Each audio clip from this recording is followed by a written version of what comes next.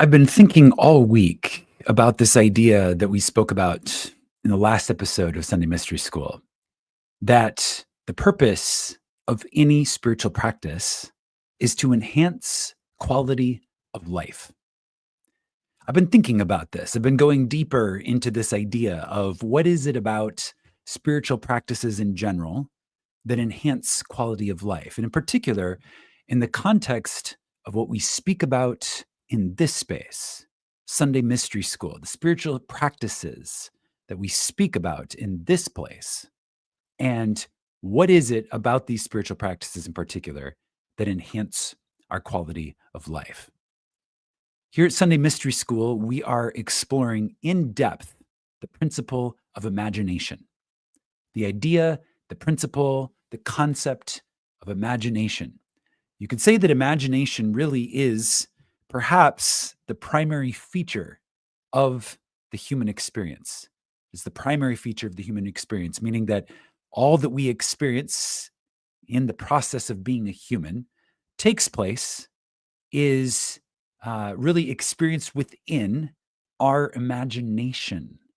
Really, our experience of reality is actually taking place in our imagination, and our ability to interface with reality is informed and guided by our use of imagination. So, when we talk about this idea of the purpose of any spiritual practice, truly, if it's a worthwhile spiritual practice, it is to enhance quality of life. It really comes down to this idea of how do we enrich and enhance our imagination. And as I was contemplating this idea of how the enrichment and enhancement of imagination enriches and enhances quality of life, it occurred to me that imagination truly is the source of genius. Imagination truly is the source of genius. And so naturally, I looked up what the word genius refers to. And there's a couple different definitions, but one of them that stood out to me is an example of an extraordinary use of creative power. One definition of the word genius is an extraordinary use of creative power. Well, here in this space, we have identified imagination as the power that creates reality. So, an extraordinary use of that creative power is equated with the concept of genius. So, one of the ways that developing, enriching, and enlivening our imagination enhances our quality of life is that it can truly inspire genius. In this space, we are actively embracing the concept of imagination. And through this process of really seeing it for what it is, informed both by our own personal explorations and also what the ancients have taught us about what imagination is. We're inspired by these things. And through the inspiration, we are actively developing and cultivating a strong, rich, vibrant imagination, faculty of imagination. We are enriching and enlivening the faculty of our imagination. And when this is done to great effect, you could say that this is also cultivating and creating genius. Also, in some of my reading this week, I came across a concept, and I'm going to introduce it in today's Sunday Mystery School session because I think that sometimes having words, having terms to create as a handle for an idea, it can be useful. It can be useful to have words, have terms, things language to add to our lexicon to help us relate with ideas.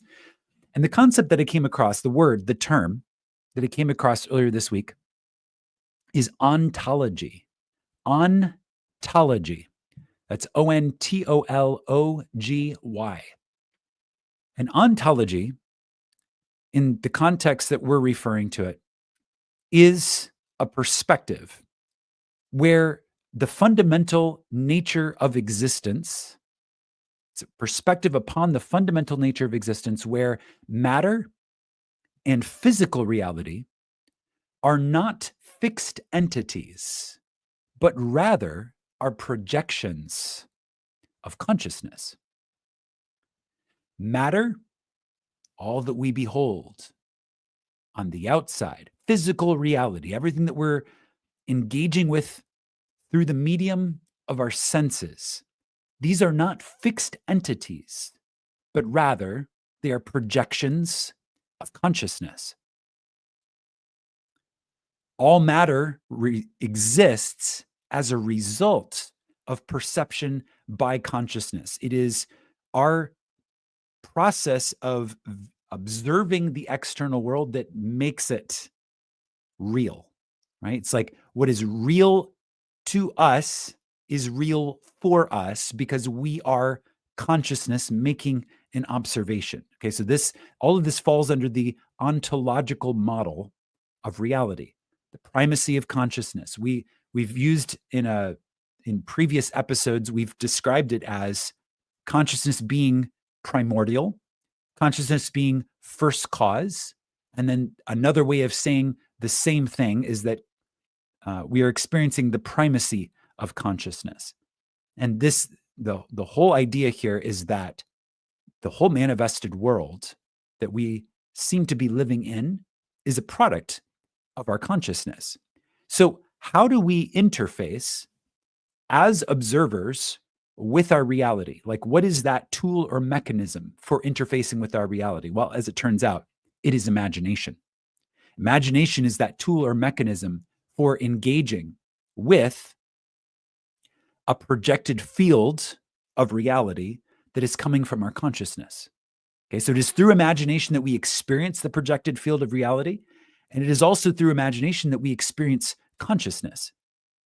So when we take time to actively develop, cultivate, enrich, enliven our understanding, our skill with the use of imagination as a creative power, we are actively cultivating and developing our genius.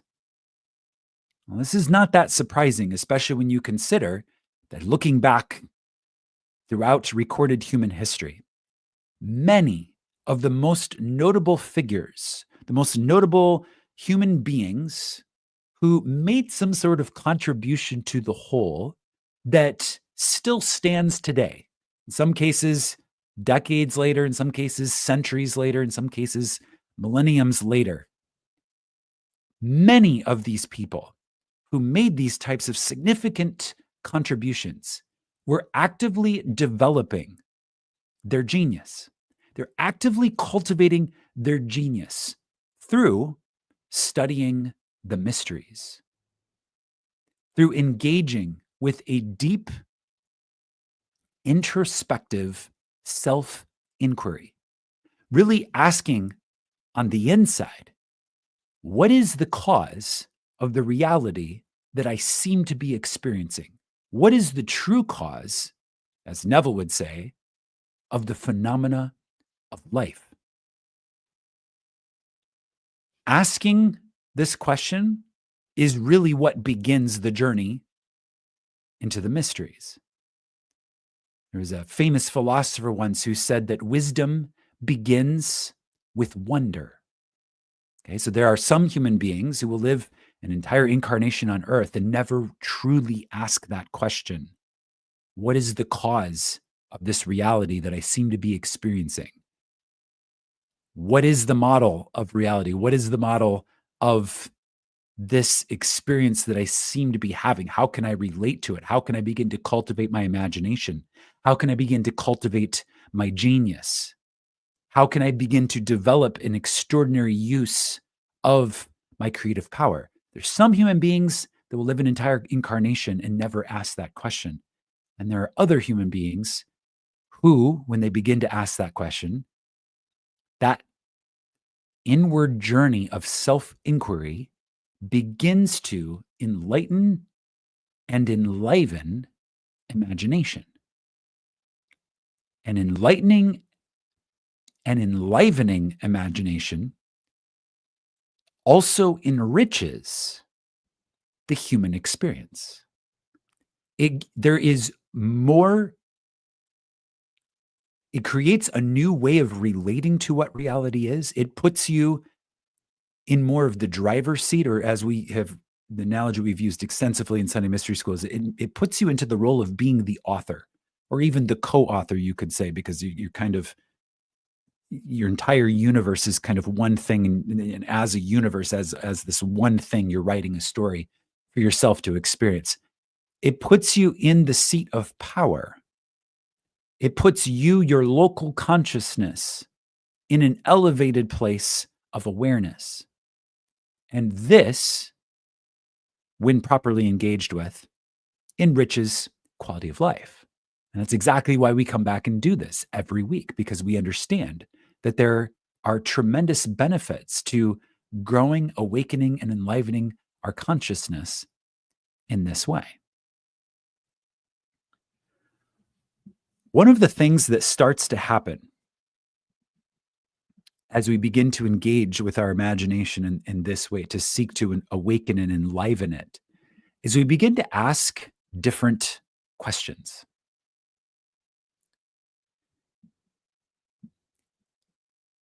Because our reality is a projection of our consciousness, really it is the questions that we ask that will determine the experience of life that we have, because life is going to answer the questions that we're asking. So when we're asking the questions of what is the nature of reality? How can I awaken and enliven my imagination?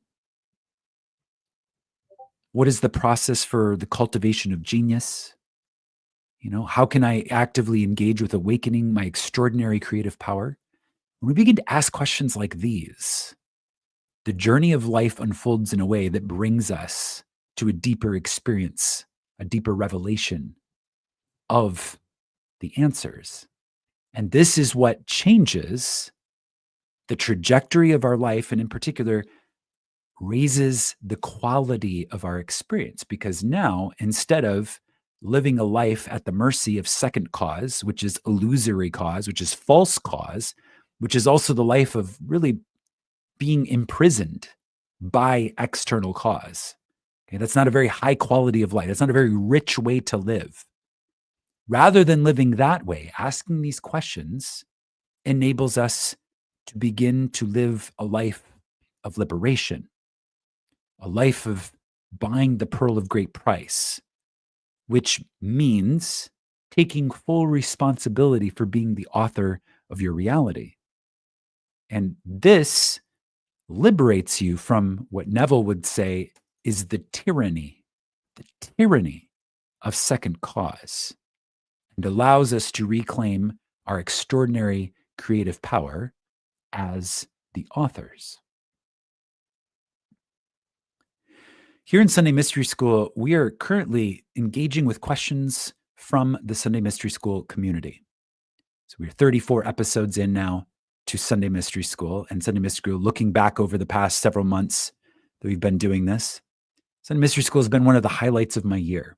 Really having the opportunity to go very deeply into these beautiful, life-transforming, reality-shifting, timeline-hopping teachings, originally presented by Neville Goddard, and then just really explored and enlivened in such a fresh way through this community. And after 30 some episodes of really going through Neville's content, we have begun to engage with questions from our own Sunday Mystery School community. And we have received some really beautiful questions that are very revelatory of the state of the members of this community who've begun to awaken and enliven their imagination, begun to awaken and enliven their genius, their extraordinary use of creative power. And we're going to engage further with some of those questions today. We're going to go deeper into some of these ideas and, again, really set the intention that the questions that we ask, the reason that we're asking them is because there's something in the experience of journeying into the questions that enhances our quality of life. That's really the end goal here. Through awakening genius, through awakening imagination, through awakening our creative power, ultimately living a more rich, fulfilled, and satisfied life. That is the goal.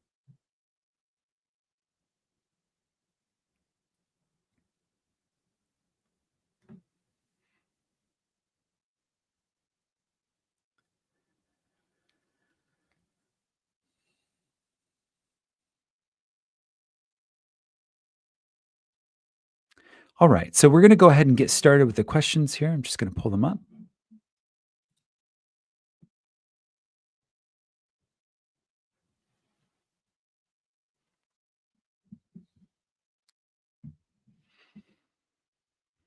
Okay.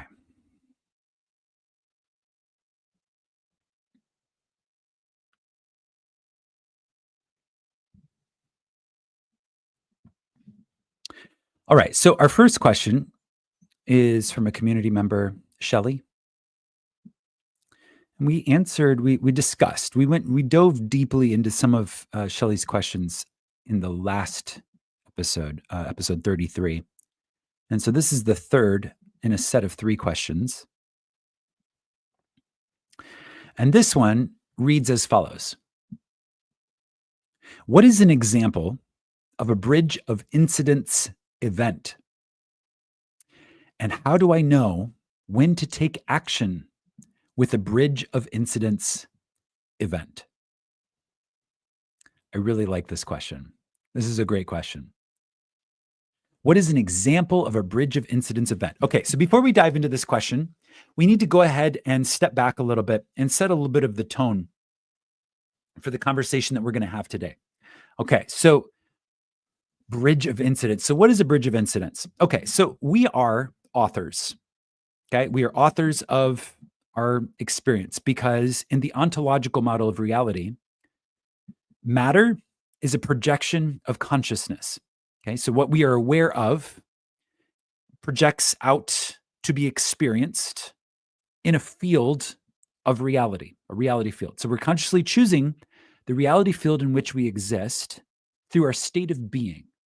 And our state of being is what we accept, consent to, and believe is true of ourselves and others. So about the world, you could say, whatever we believe, accept, consent to as being true about ourselves and also about the world or others, that defines our state of being. And so we as consciousness, it's important to start at the very beginning. So we as consciousness, in our primordial state, are what Neville would call unconditioned awareness. Unconditioned awareness, meaning that we just simply are aware. And that's how we know we exist. Okay, so God's name is I am, and I am is simply an awareness, an acknowledgement that something that seems to be me exists. Okay, it's an awareness. I am aware that I am aware. And that is the I am state of awareness, unconditioned consciousness. And then through a series of stories, really, that we become aware of, we begin to condition our consciousness with states. Okay, so through stories that we tell ourselves, which become beliefs because they're habitual, right? So over time, what you habitually tell yourself becomes a belief.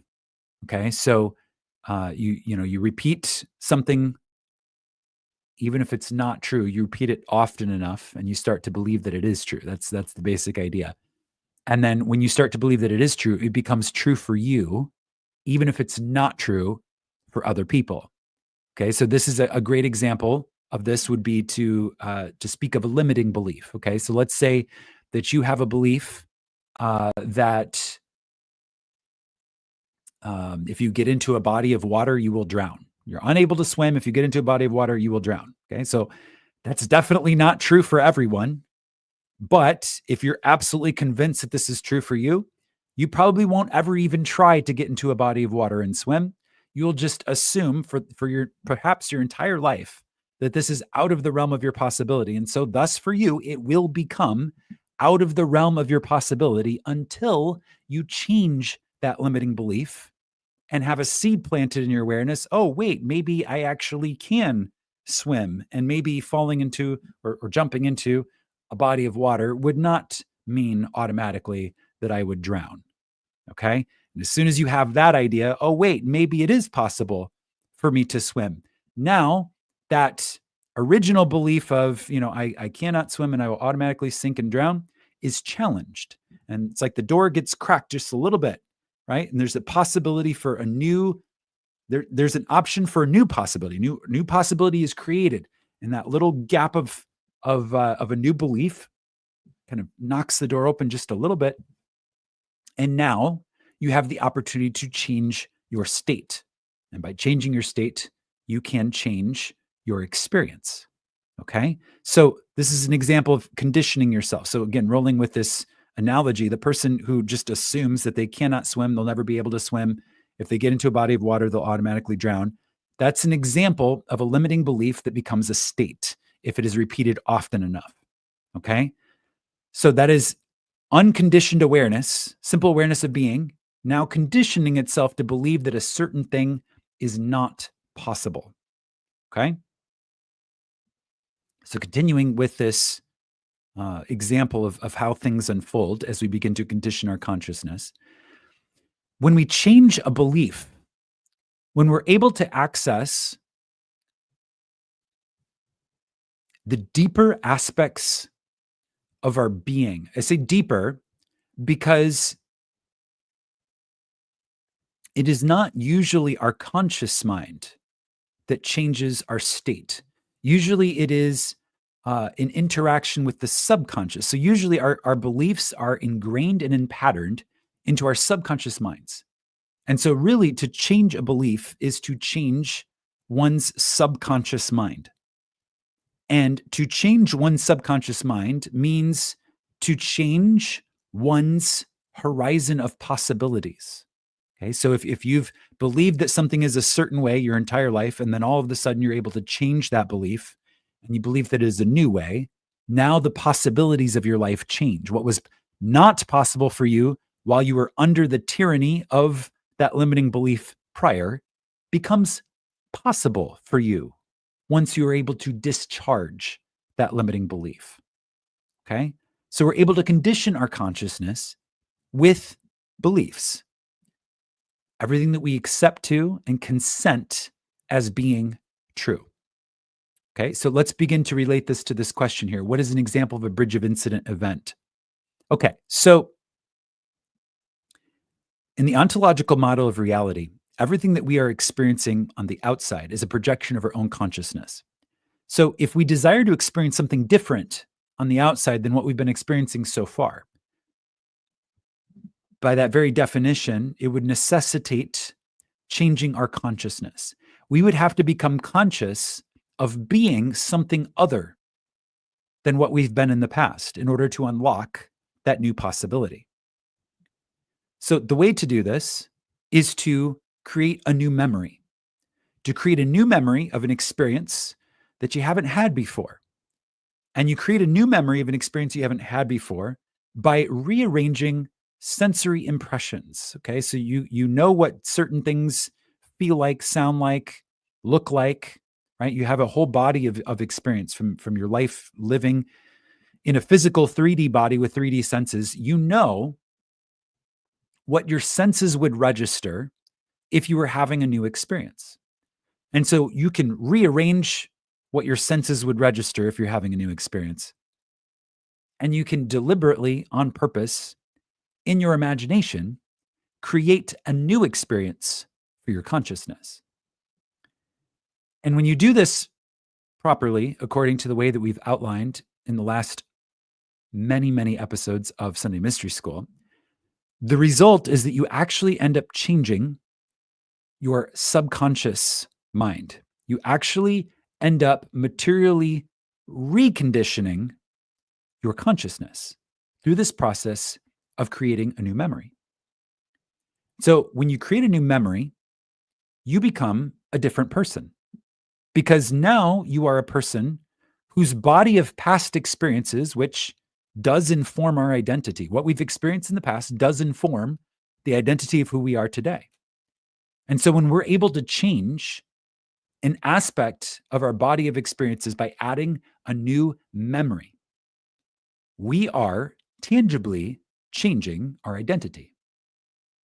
And when we're tangibly changing our identity, we're tangibly changing the way that our consciousness is conditioned. Okay. So a change in the way that our consciousness is conditioned will change the way that our reality is projected on the outside from the consciousness that is on the inside. Okay. So it's like changing the slide. Okay. If you remember projectors, you put a slide over the light, projects an image on the outside. It's almost uncanny how accurate of an analogy that is, because we literally are the light of the world, and our state of being is the filter that the light is projected through. So we see the shadows on the other side of our state of being. So you can literally consider that we are like a light bulb. Our state of being is like, we could call it stained glass, right, in a field around us. And then that light is projected outward through the stained glass. It is colored by the glass. That glass is our state of being. It's everything that we believe and accept and consent to as being true. And then on the screen of space, to use the Neville term, or really the 3D reality, we see, it's not just see, we hear, we observe, we interact with. It's through our senses, right? All of this happens sensorially. We see the evidence of the state that we are in. Okay. So we're projecting outward through a filter of our state of being, our consciousness. Matter is a phenomena of consciousness, meaning it is only exists because we are in a field of consciousness. So consciousness is primordial. It is supreme. It is primary. And then matter is a way for us to harden into fact our assumptions, which is another way of saying our body of beliefs, so that we can, as consciousness, experience ourselves through our conditioning. Okay? So what is an example of a bridge of incident event? So bridge of incident event is an event that occurs when we go through the process that I just described and we change our body of beliefs. We change the conditioning of our consciousness. We change our state. We add a new memory, which informs a new identity. And then, as a result of becoming a changed person, our reality on the outside begins to change. Now, we refer quite frequently in the Sunday Mystery School space to this idea of being the author. Okay, we're being the author of our reality. So we are really, in a local consciousness sense, we are learning by awakening our genius, extraordinary use of creative power. We are learning how to consciously be the author of our reality. And while we're in that process of consciously learning to be the author of our reality, we also understand that in a dimensionally larger sense, there is this one thing that we all are, that is consciousness itself, that is a storyteller. It is an author. While we are in a field of space and time, the only way that our reality makes sense as we experience it is if there is a storyline that ties events together. Okay, so this is why you could say you're living a life story. Okay, so each one of us seem to be experiencing time. It seems like there's a stream of events. That's why they call it the time stream. It's a stream of events. It seems like there's events that happened before. It seems like there's events that are going to happen after. But really, all we can really be aware of at any one time is the now. Okay. But the now makes sense logically in our brains, which are designed as tools to help us exist in a 3D reality so that this whole projection mechanism works. Okay, our brains exist as an interface between the consciousness that we are and the conditioning that we're choosing, okay, so that we can experience ourselves, so that we can know ourselves. And that, in the model of ontology, that's really the whole reason why the universe exists, is for us to get to know ourselves. And we do this through the exploration of conditioning ourselves and then seeing, hey, what would the world be like if I thought that I was this? If I imagined that I was this, what would the world be like? If I would imagine that this is this other thing, what would my experience be like? Okay, so that's like the whole, according to the ontological model of reality, it's the whole reason why consciousness even exists, is to know itself through this process. Okay, so we have the opportunity to change our state of consciousness, which changes our reality. Okay, so a bridge of incident event is a plot device. It is a plot device. It is something that happens, that we experience as an event in the 3D, that is a bridge between the old state of conditioning and the new state of conditioning. Okay, so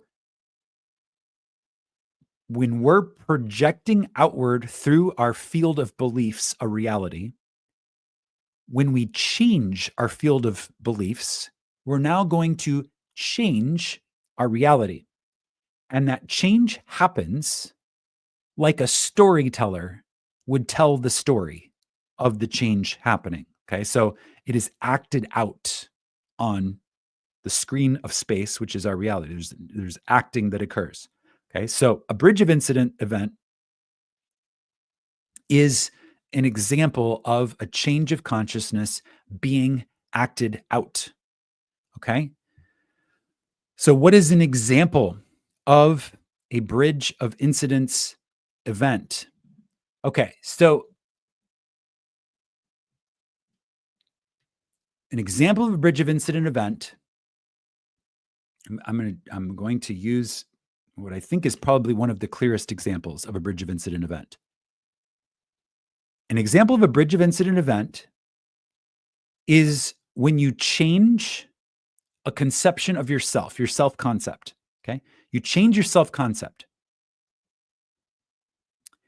And then on the screen of space, a situation or an event or a person, some sort of interaction, shows you that the world on the outside is recognizing you in the new state.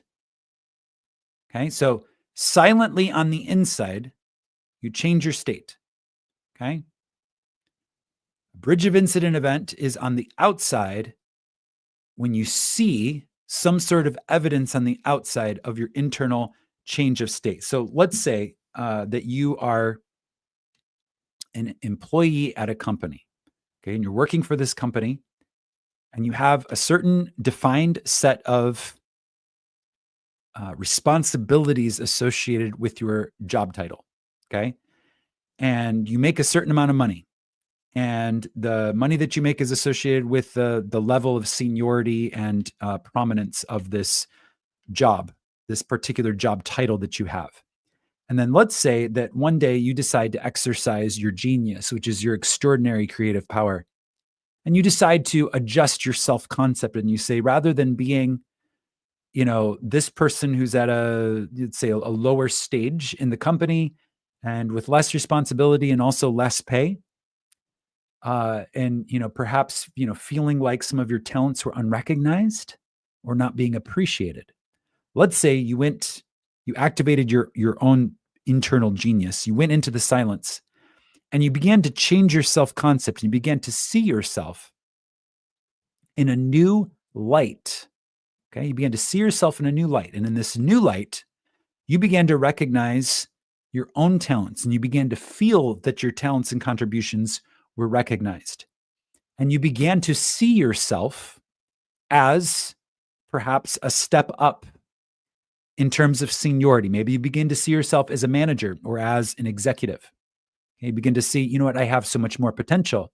Let me go ahead and embrace my ability. Let me say, yes, I can, rather than, I don't know, can I?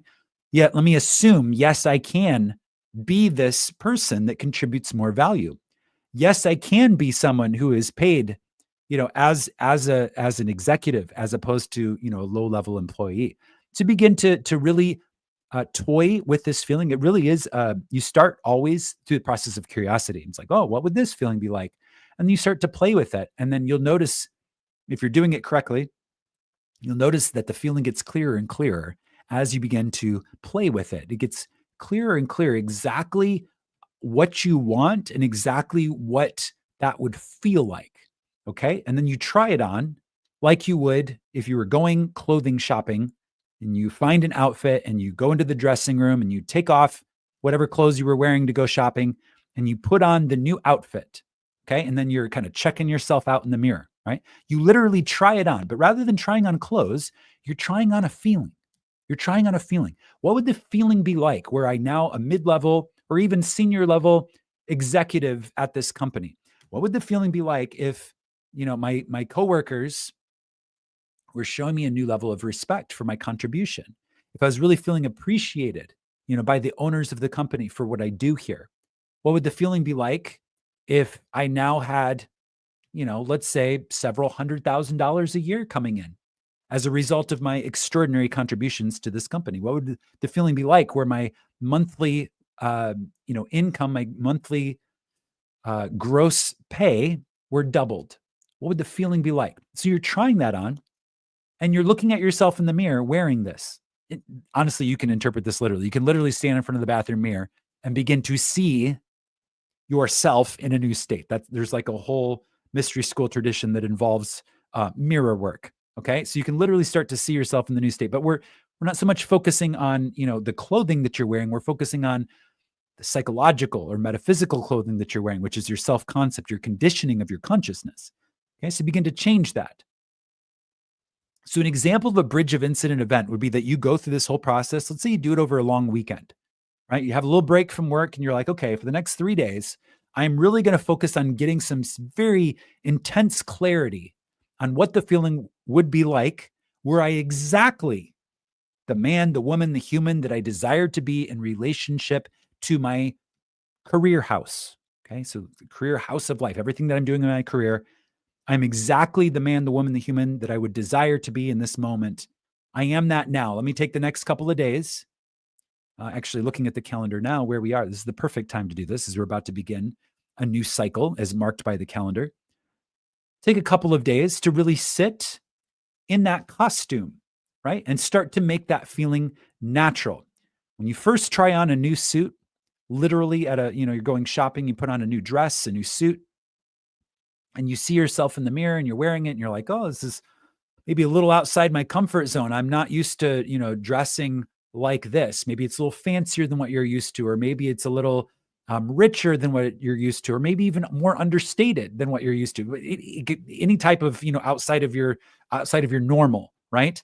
So whenever it's a little bit outside of your normal, it can take some getting used to, right? So you try it on, and then you kind of look at yourself, and then, you do a little walk around the store to see how it feels, animating this costume. And then you go back in, you look at yourself again, and, how am I looking? How would I wear this? How's my silhouette? Try different poses. Okay. Same thing, same concept. It's a perfect analogy to when you're trying on a new self-conception.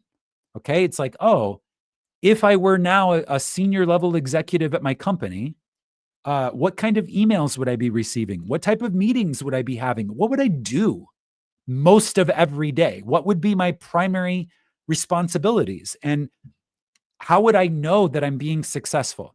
How would I know that I'm making an extraordinary contribution?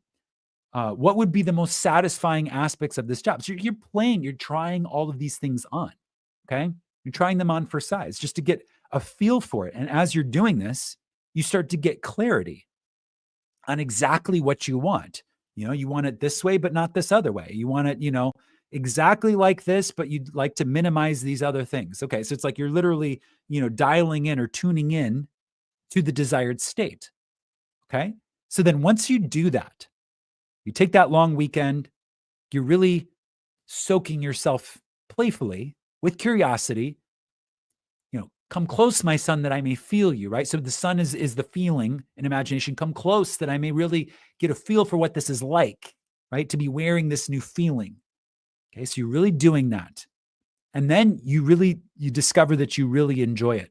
Okay, so you start to make it feel natural because now you're playing with it, not just once, not just twice. You're coming back to it over and over again. It's feeling normal. It's feeling more and more natural. It's starting to become something that you're identifying with. You're starting to condition your consciousness as being this person. Okay.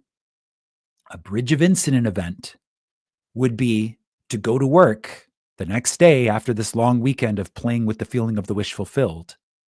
And your boss says, I need to see you in my office. Okay. Bridge of incident event, I'd be like, oh, okay. Well, I literally just spent the weekend changing my self concept. And now the boss wants to see me. Clearly a bridge of incident event. There are no coincidences. Okay. So you would actively engage that. You'd be like, sweet, this is an opportunity. Let me walk into my boss's office being the person that I desire to be. And no matter what happens in the boss's office, let me trust in the feeling of the wish fulfilled. Okay, so literally anything could happen in that boss's office, but you understand that as the author, okay, this is a narrative, this is a plot device in the narrative. Okay, so if you think about, you're reading a novel, okay, and you're like invested in some guy's story, and let's say that guy is literally you. So this guy, you're reading about this person who was, working at this company and then made a new conception of themselves, and then they go to work, and then the author's like, and then suddenly the boss says, hey, I need to see you in my office. Okay. So if you're reading this novel, you'd be like, ooh, I wonder what's going to happen. Let me get some popcorn, right? Like, oh, something, plot's thickening, something's going to happen. Okay. So when you're doing this in real life, you treat the bridge of incident event the same way. So you're holding this vision of, I am this person that I desire to be. Okay. I have shifted my state. My costuming is different, meaning the conditioning of my consciousness is different. And now something is happening in my movie. Okay. The movie that is my life, something is happening. There's a plot device happening here.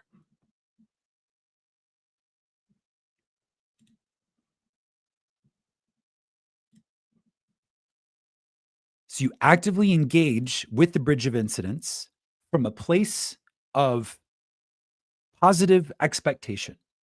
Okay. So you say, whatever happens as I walk into my boss's office, I'm going to hold the feeling of the wish fulfilled. And I know that it is part of the plot device written by the author, which is the dimensionally greater aspect of my own self, to help me outpicture in the projection of my consciousness that is my reality, the evidence of my new state.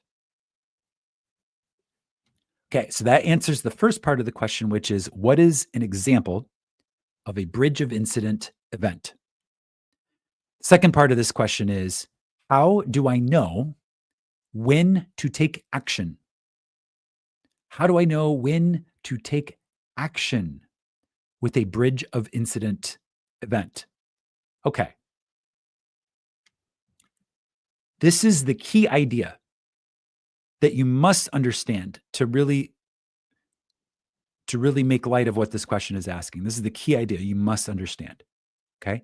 You must remain faithful to the vision of yourself as the person you desire to be.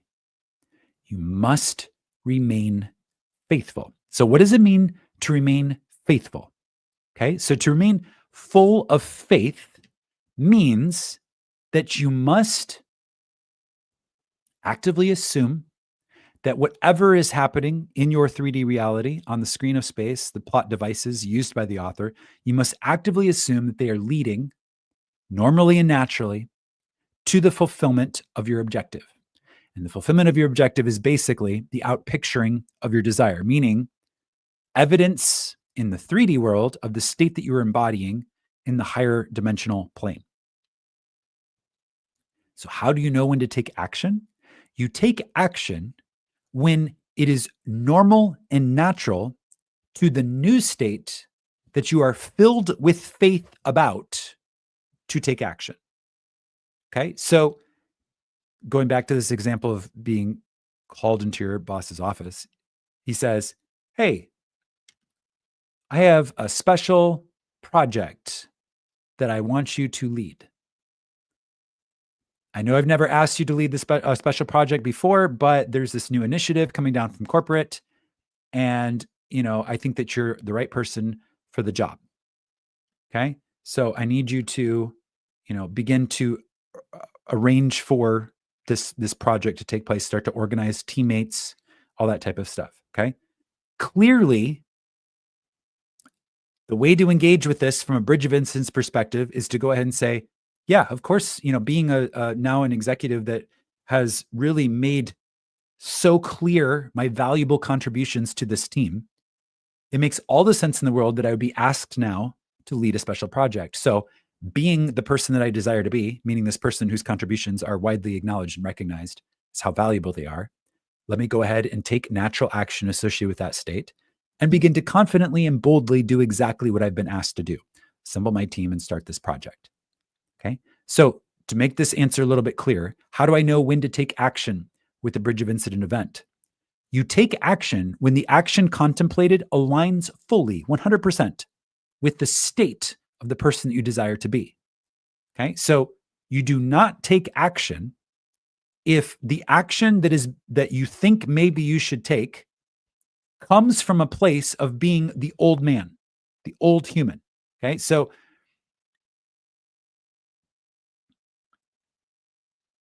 while you're in the process of making your new state natural, sometimes because of the habitualness, the habitual patterns of thinking and behavior of the old state, there's a temptation to respond to a bridge of incident event from the old state.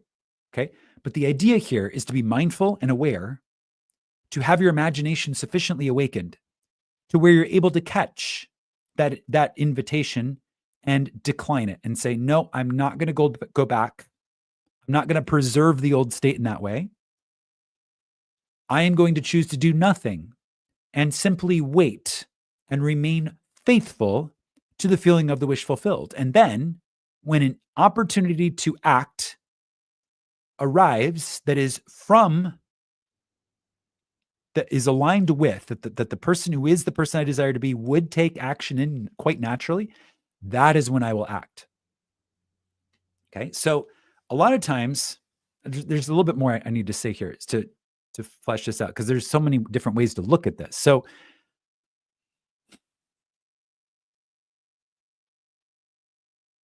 faithfulness is really the key idea here. So there comes a time, there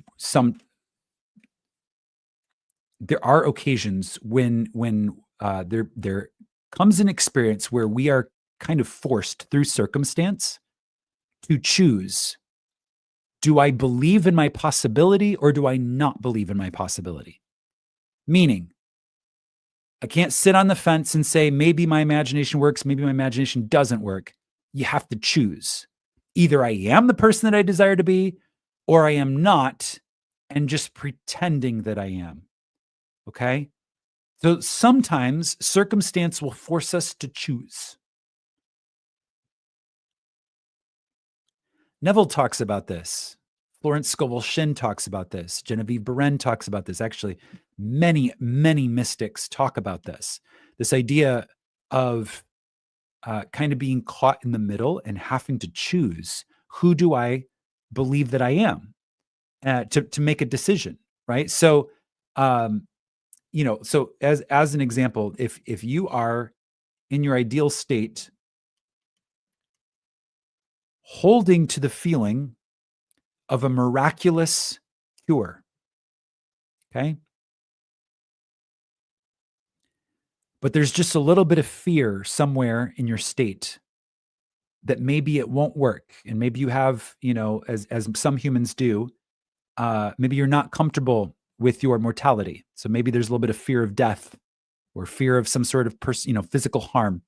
Okay. So maybe that's cropping up a little bit. And so you're in your imagination, you have this idea of I am holding to the vision of a miraculous cure.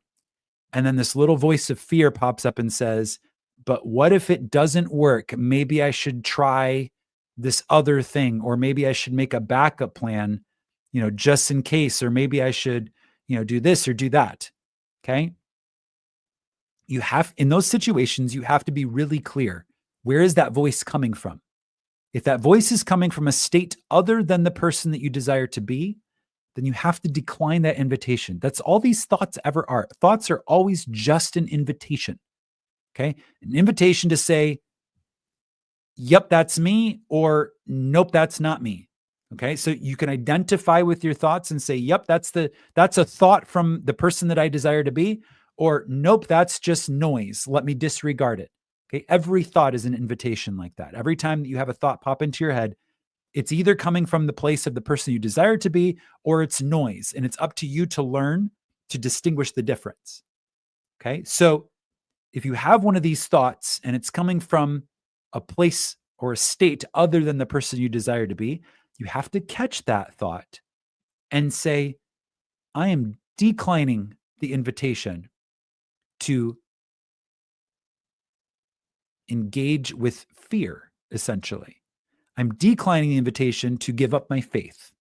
I am, they say, it's like being unfaithful, right? So I'm choosing to be faithful, and I'm not going to fall into the state of unfaithfulness. Okay. So you can literally frame it that way. When there's like, I am holding to the feeling of the wish fulfilled, and that is a miraculous cure. And then there's this little voice in your head, oh, but what if it doesn't work? I'm scared. Like, what if something bad happens? I need this, maybe I should try this other thing. And then you say, okay, is this thought me being faithful, or is this thought a thought of unfaithfulness? And if the answer is this thought is a thought of unfaithfulness, then it's up to us to realize that and decline the invitation.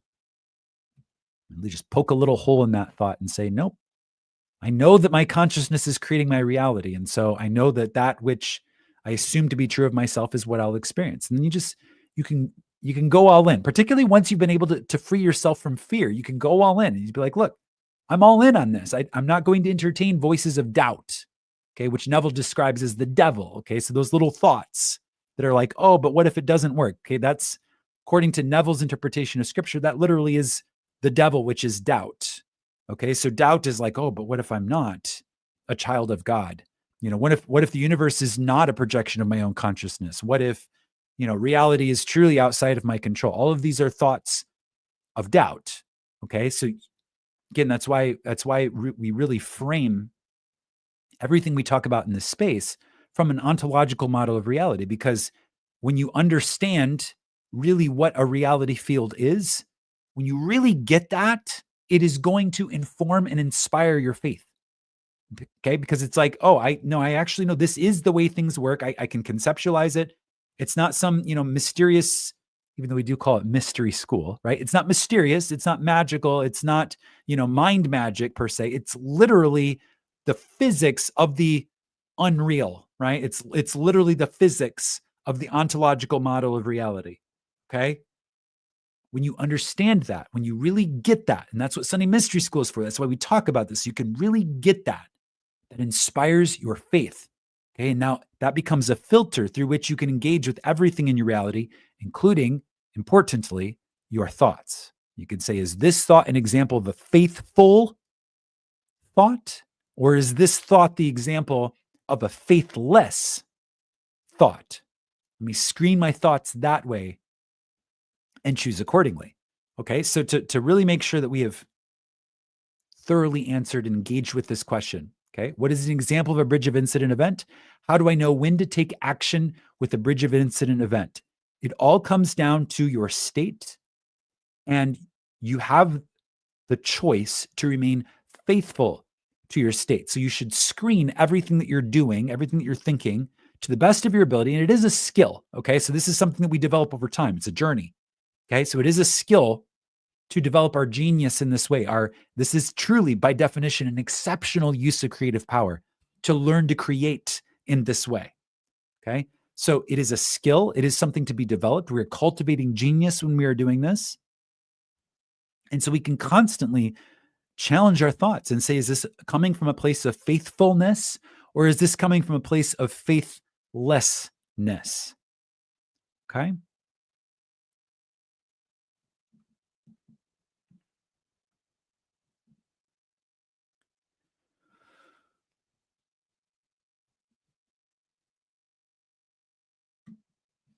All right. Got another question here. I think we can keep going. Got a little more time left. All right. Let's engage with another question here. But before we do that, I just want to say I appreciate this question from Shelley. Bridge of incident event example, and how do I know when to take action? A beautiful and well considered question.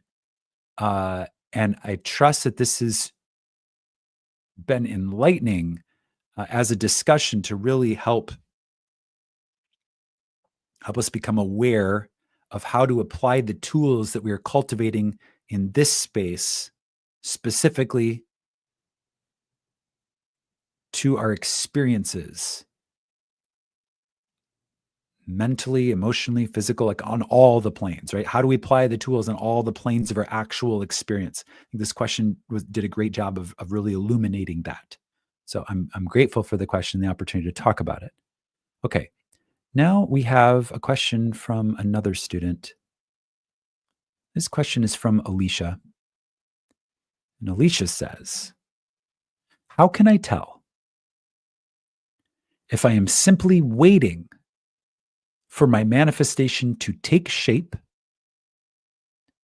or if there is something causing resistance since it hasn't happened in a long time? For example, like a year. Another amazing question from a community member here.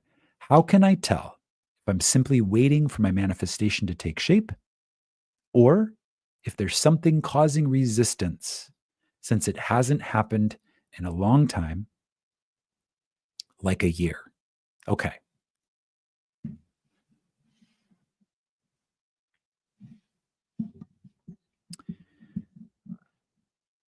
When you look at what Neville said about failure,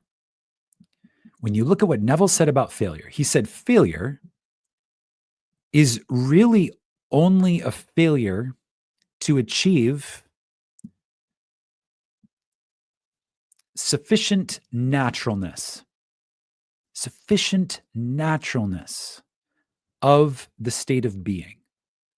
Okay, so if you're attempting to, wear a new state of being, going back to the analogy of trying on clothes. Okay, so you try on these clothes. The difference between success and failure really comes down to the naturalness. Can you make it natural? Can you make this new state natural? Now, there's a lot of levels to this game. Okay, so we can acknowledge right up front that exercising genius is a skill. Okay, so exercising extraordinary creative power, which is a definition of genius, okay, that is a skill. It is something that can be developed. Now we can actually do some sort of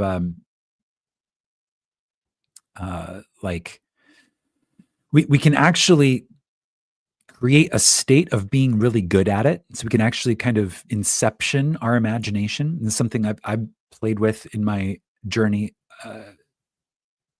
in spirituality, and particularly in cultivating my imagination, is I begin to imagine not just, external things or experiences of external things, but also begin to imagine literally that I have a very, very powerful skill of imagination. Like, what would the feeling be like were I really good at this?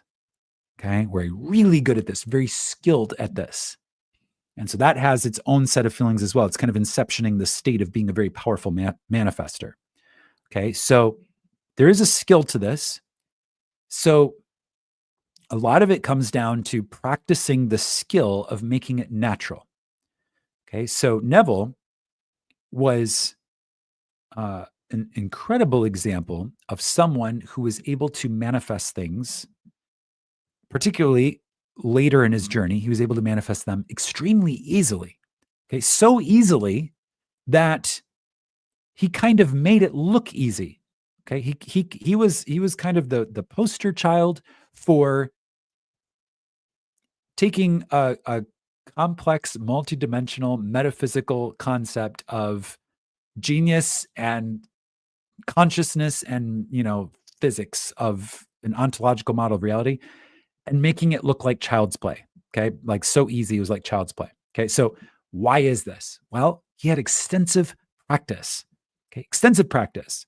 Okay, not only was he trained in a mystery school, not only did he study intensively under Abdullah, he also studied intensively in the silence of his own being.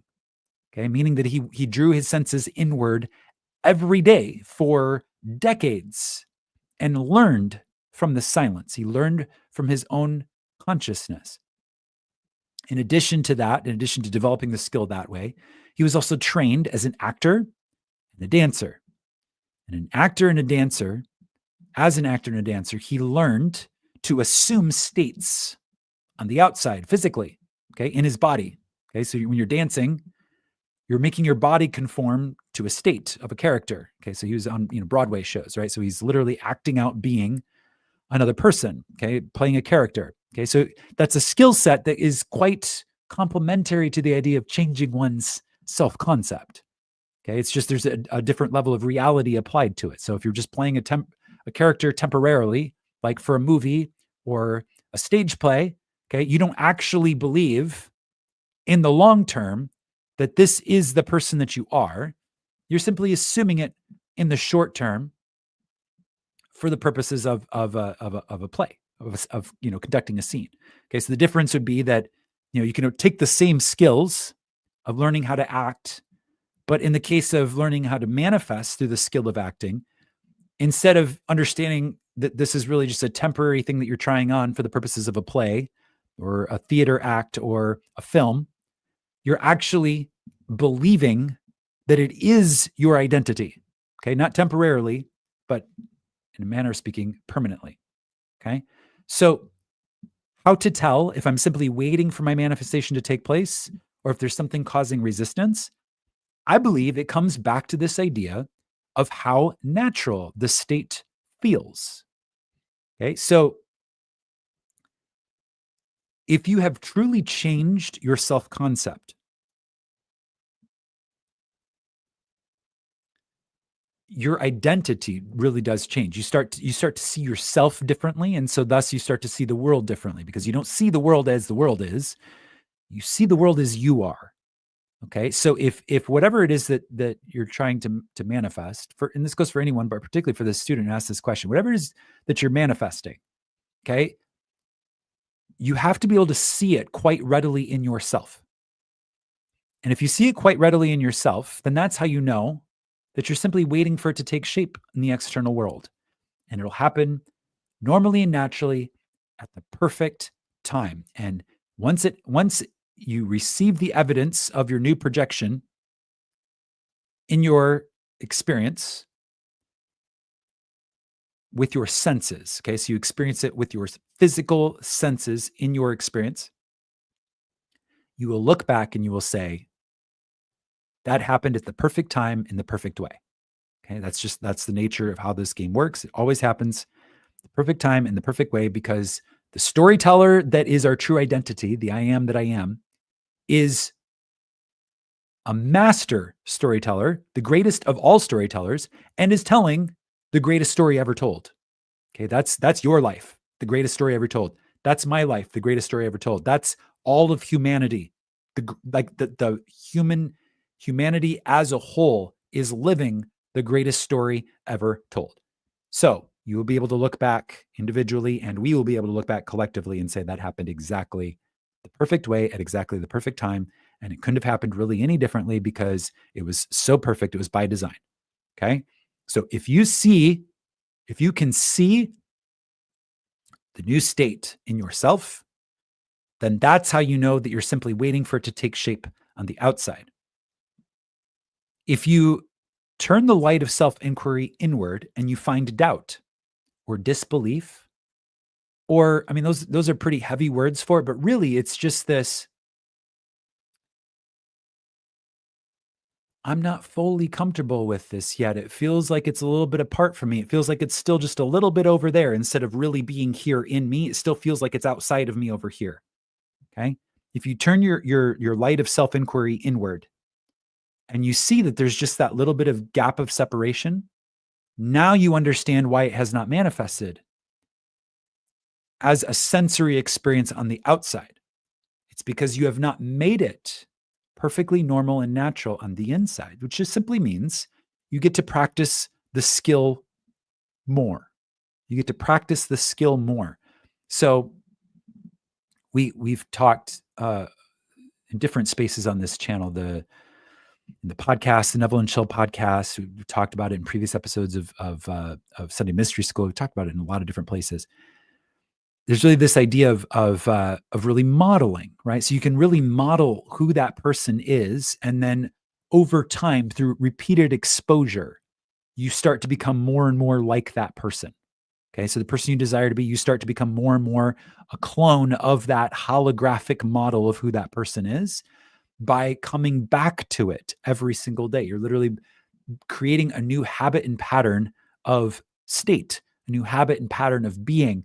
And you'll notice that when you truly do this, your habit and pattern of thinking and behavior changes too, because chances are the person that you desire to be has certain habits of thinking and speaking and being. Okay. So if you can look inward and see that, oh, yeah, I am the person who thinks and speaks and is being that way. Okay. Now that's how you know you're in the state and you're just waiting. But if you look inward and you're like, not quite there yet. Okay, great. Continue to practice, right? We're literally developing an extraordinary use of creative power. And this is something that we can feel blessed. Okay, we can feel blessed to have access to this mystery school knowledge, to really be able to awaken our genius in this way. So I say embrace the challenge. Embrace the opportunity to try again, meaning to go deeper into the imaginal act, meaning to become more playful with it, more curious with it, more hopeful, more faithful, to trim your mental diets, right? To reinforce everything that we're told by the mystics, to really include in our consciousness, that which is good, that which is lovely, that which is beautiful. If there be any hope, if there be any praise, think on these things. Okay. So if you're in a place where you're experiencing doubt, maybe you're filling your mind with examples of people who aren't doing it or who are failing or, undesirable states. Okay. So cut out that junk food of your imagination and begin to focus and entrain your diet. Make your mental diet, meaning what you consume in terms of media and information, make that align to the ideal mental diet of the person that you're desiring to be. Okay. So going back to that example of the senior level executive, what is that senior level executive? What do they read every day? How do they spend their time when they're scrolling idly on their phone? Are they, scrolling through random things, or are they actively cultivating a state by looking at specific things? Okay. You get to decide, but really inquire in what is my ideal state? Let me begin to act like that person. Okay. So you use the word in this question. Read the question again. How can I tell if there is something causing resistance since it hasn't happened in a long time, like a year? You use that word resistance. Okay. So all that resistance is it's an uncomfortableness with the state. Okay. So some of what we do here to really enlighten and cultivate our genius is we learn to become comfortable with discomfort. Okay. So when we are habitually a certain way for a long time, we become very comfortable being this way. Okay. Uh, maybe you're very comfortable in whatever your current occupation is. Okay. So to imagine yourself with a new job title or in a new place or in a new state, initially it can be uncomfortable. Okay. So any resistance that you're feeling to imagine yourself in a new way, just simply acknowledge that that's a product of your comfort with the way things have been. So one of the best ways to discharge resistance is to say thank you. Gratitude and appreciation is one of the best ways to discharge resistance. Gratitude and appreciation. Okay, so it's kind of like a I remember when, if you're familiar with Neville's teachings about I remember when, but really overlaid with a profound feeling of gratitude and appreciation. So going back to this, mythical example of this person who, was experiencing working for this company in one position, then wants to up level their contribution and be recognized as a different at a different level, a different job title, more contribution, more valued, right? More respected. Okay. One of the greatest things that person can do to release resistance about becoming the new person is to really go through and create for themselves and experience a profound gratitude and appreciation for the person that they've been. I'm so grateful for this job. I'm so grateful for the opportunity. I'm so grateful for everything that I've learned. So grateful for the relationships, the co-working friendships, the life experiences, the career experiences. I've really cultivated and developed my knowledge. I'm so grateful for that. And now I'm marking that I'm graduating. It's literally like a graduation. You're just experiencing this profound gratitude for what's come before and acknowledging that there's new things that are now going to emerge into the experience. And so by marking this transition with gratitude and appreciation, you're releasing resistance and you're saying, look, yes, I am comfortable with the way that things have been. And now this season of my life is coming to an end. And now it's time to move into a new chapter, move into a new season of my life. So let me mark the closing of the old chapter through a process of gratitude and appreciation. Let me think lovingly about, the experiences that I've had.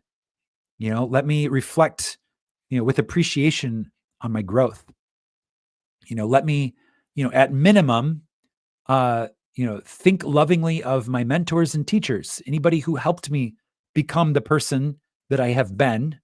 Now that I'm starting to shift into a new person, let me thank everybody that helped me become what I was, or even inspire me to become what I will be. So at minimum, thinking of them with gratitude and appreciation, and then in some cases, maybe even, reaching out to them and letting them know of the impact that they've made on your life as a way of marking the transition between the old state and the new state. All of these are ways of letting go of resistance, okay, and making it more natural. And when you mark things in this way, you're honoring yourself, you're honoring your past, you're honoring your future, and you're honoring your potential. Okay, so I think that's probably the best way to engage with this idea of releasing resistance.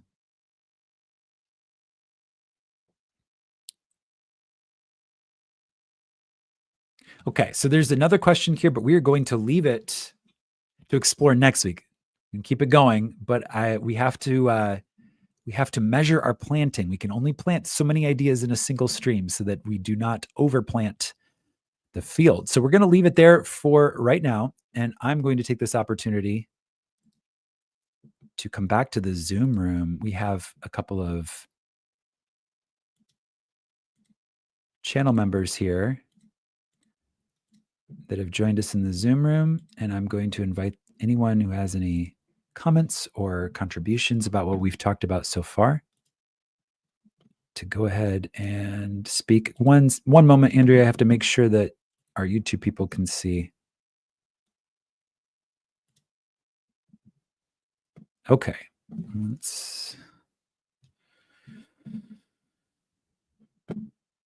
Okay, go ahead, Andrea. Good morning. Good morning. Sunday Mystery School family.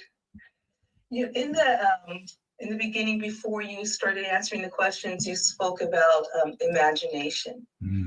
And I've heard Neville say that God is our own wonderful human imagination, is how he puts it. And then after hearing him say that, I heard Creflo Dollar, a newer, alive preacher, say it. He said, God's our imagination too. And it took me a while to try and understand what that meant. And the way I understood it in my mind is that God is the creator within us, and with imagination, we are creating. Is that the right way to think of it, or is there another explanation? I think that's spot on, Andrea. Yes, God, our own wonderful human imagination There's nothing but God in the world. That's another way of saying imagination is primordial or consciousness is primordial. We can kind of use those terms interchangeably, imagination and consciousness. So Neville says it is our consciousness of being aware, our awareness of being aware. That is our I am. And the name of God is I am. So all these ideas really do weave together. I love it. Thank you. Beautiful. Thank you for that, Andrea.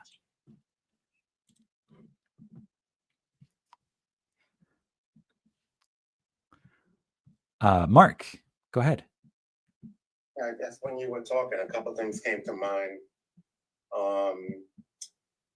As far as like when you were talking about asking yourself if this reality or whatever, it was a conversation when Jesus was asking, who do they say I am and who do you say I am, which is a conversation we're having with ourselves. Mm-hmm. So, understanding that, yes, I am this reality that I'm claiming, Yes. And also the 12 disciples or 12 disciplines, right? When that Yes. doubt shows up, is that when we can draw on that to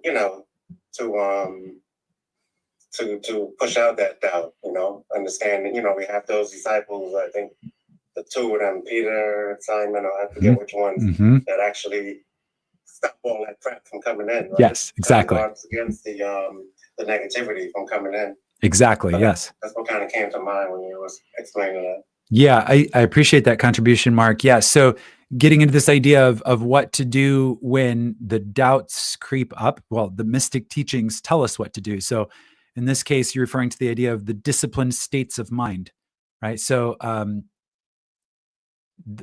the different disciples representing the different qualities of mind in its disciplined state. So disciplining your hearing, disciplining your seeing, right? Disciplining, because you have the ability to choose, so it's like you're always going to see the world not as the world is, but as you are, right? So it's literally, I'm going to see myself in the world. So I get to look for the best parts of myself. That's a disciplined, using a disciplined quality of mind. Look for the beauty.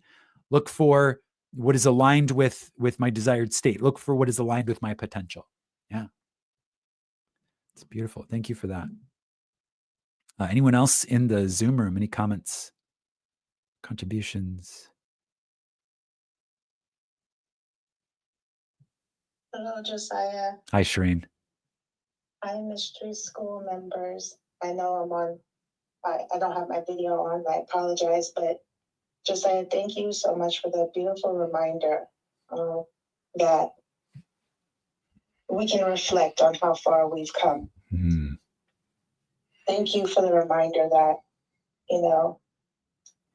if you're not ready for the manifestation, it's okay. Keep practicing. Yes. Keep envisioning yourself, because we have plenty of examples of people who have manifested but weren't able to maintain it. Mm. Well said. Yes. If you're not ready, be okay with that. Enjoy your journey and count the blessings along the way. That was a really beautiful service you had. Thank you. Thank you, Shireen. What a beautiful summary of the teaching today. Yes, exactly. So well said. So well summarized. Thank you for that. Anybody else in the Zoom room?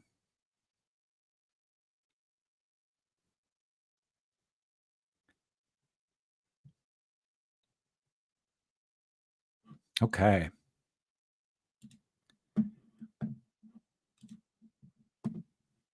So this is where we are, speaking chronologically, where we are in time and space at the time that I'm speaking these words. This is a great time to do exactly what we've talked about in this space, to really link up to the idea of rhythms, patterns, and cycles, understanding that, speaking of the calendar, we're about to begin a new cycle, and using that invitation of the new cycle to set clear and conscious intentions for the person that we desire to be, to really define what that state is, and then to really begin to put it on, to really draw it closer, draw it near, begin to align with it, attune to it, to fill our minds consciously, intentionally, on purpose, with examples of it, with stories about it, with models of what it has looked like in the past. Obviously, we're going to bring it to life in our own beautiful way, but even, drawing on examples that we can find on the outside, evidence of similar states, actively feeding, fertilizing what we are planting within ourselves in our desire to be the human that we desire to be, that we most desire to be, to really bring our possibilities to their greatest expression, and ultimately to live our best life. That's why we do this. That's why we talk about this. It's literally activating that extraordinary use of creative power, which we believe activates our ability to live our best life. This is an opportunity, particularly where we are in this cycle, to do exactly that, to really review where we are, as Shireen was expressing, to really take that time to express gratitude and appreciation for how far we've come, and to also understand that it is a journey, and we are, no matter what our experience is on the outside, we can embrace it as another opportunity to refine and grow and enhance our ability to imagine wisely. That's all for today's episode of Sunday Mystery School. We will continue next week with more questions from the community. Until then, imagine wisely, my friends, and I will see you all in the next. Thank you so much, Josiah.